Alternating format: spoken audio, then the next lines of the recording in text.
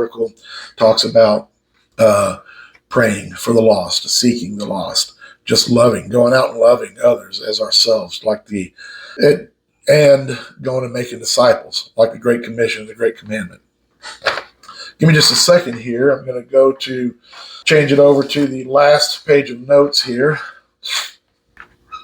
Okay, along those lines, the guest speaker, the Pastor Thabiti, he blames the system for, and this is quote unquote, I put this in quotes here. He talks about the system creating behavior in the people who are getting in trouble. And in this case, the minorities, the people of color who are disproportionately getting in trouble.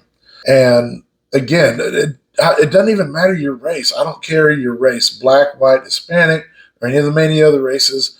You can't blame others for creating behavior in you. Yes, there's something to be said about environmental influences, but it ultimately comes down, if you are a grown adult, you are responsible for your behavior. You have the chance to be able to decide to not behave like those others around you who have influenced you. And furthermore, people do it. People of all races and people of all colors and ethnicities. They do that. It is possible and it is doable. All right, let's see. Pastor Thabiti says we should take a critical posture or a critical look at ourselves to see if we are being wrongful towards people of color. Okay. Man, I really want to give this to him, but he still messed it up in the end. Because he was right up until he said toward people of color. Because God says we should take a critical look at ourselves to see if we are being wrongful towards anyone. Anyone. Again, show me where in the Bible it says that we need to examine ourselves, but only how we're acting towards a certain race or a certain color. Sorry about that. I should have had my phone off there. We're almost done. We're about to wrap it up. But God says that we should take a critical look he does. He talks about examining our heart, and we should want that. We should want to see, is there any wicked way in my heart? But not just in reference towards a certain color group or a certain ethnicity. This is what progressivism is. This is what critical race theory is. It dismisses everybody else for the sake of just one race or color or ethnic category. And God doesn't dismiss anyone. I'm about to end, and I'll just really briefly touch on what he brought up about police shooting black people. I'll tell you what, I'm not going to get into any of the specifics right now because I've done that before. I'll probably do it again. Please, when this comes up, don't fall into the trap like everybody else. It is so frustrating because it happens every single time. What happens is there's a police shooting or brutality or some sort of violent incident between a person of color and a police officer. Or there's been once or twice that one of the police officers, but it was a white person. 98% of those that they come up for one, again, the media and those who are progressive, leftists, they love to cherry pick. They'll take these single little incidents. Crimes like these happen multiple times daily in the country. But they take the ones that they think fit their agenda, and they cherry pick them. They like to broadcast them. And what is so sadly ironic is that 98% of those end up being, once that we get into the facts, it ends up being that the person who is the supposed victim was the one that was being by far the worst. They were being the violent one. They were the ones that were doing the drugs. They were the ones that were resisting a lawful arrest. And that's almost all of them. And every one of them, they fail to prove some sort of a racial component other than the races of the people. One was one color, one was another color. That's the only proof they have that it was a racist incident. They cannot prove a racist motive there, which if there is, that would be easy. Using language, using previous history, or something like that. Because all of these also, they're recorded, They are videotaped, these incidents that they use, and they can't even show. As a matter of fact, they've had to try to selectively edit and been busted trying to edit them to make it sound racist, like the Zimmerman 911 call that I think it was CBS edited to make it sound, and it was sad. But anyway, I'm going to leave that to where it is. I'm going to end with this.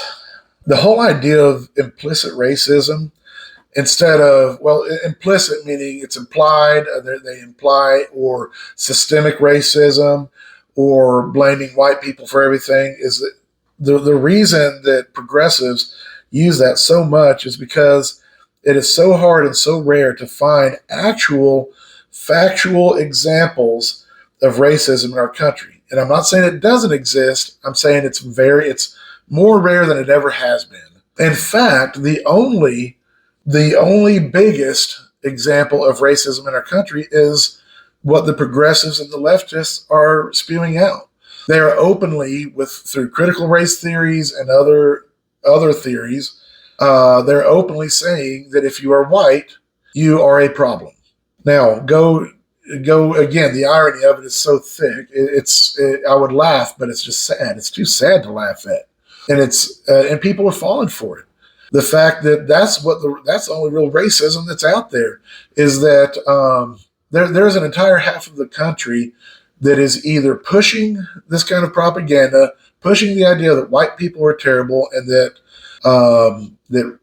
our country is still overtly racist, or they're at least allowing it without question, and maybe even kind of falling for it a little bit, or to bigger extents, to a little bit or a lot. There's an entire half of our country that is allowing this to happen, if not being the ones that are pushing it. And the irony of it is they're the ones that are being racist by saying white people are a problem, because they're calling out people for the color of their skin and nothing else. I'm going to go ahead and let it be at that. Thank you for listening. I know this kind of stuff, and I promise I'm going to change it up a little bit, do some more lighthearted stuff. But in the meantime, I know that talking about these things it's a little bit tough. It really is. It's hard because it's so deep and it's such a tough subject. But it has to be talked about, because otherwise we'll just allow it to continue dividing us. I sorely don't want that to happen. It kills me to think about how these kinds of lies, this kind of propaganda is dividing us. And they're dividing us in the name of what they are actually doing. They're the ones that are being the racists. So give me a call, give me a text, email Michael at Called to Serve, Michael at calledtoserve.us. I never gave that email out yet, not on this podcast. So you can email, text, call. All that information should be on our different sites, our different social media sites, or you can even message on some of our social media sites. Give me feedback. Let me know how you disagree, agree, whatever. Thank you very much for listening. And also, hey, let me know, back to the next contest and the next subject. I want to know, who do you think has the best music? Which generation? It's okay if we be a little bit divisive here, because it's for lighthearted fun. So I want to know, hey, you think millennials got it? You think Gen Z has it? No, I'm going to say Gen X. So this is my challenge to you. Prove me wrong. Let me know. Thank you, everybody. Have a great week.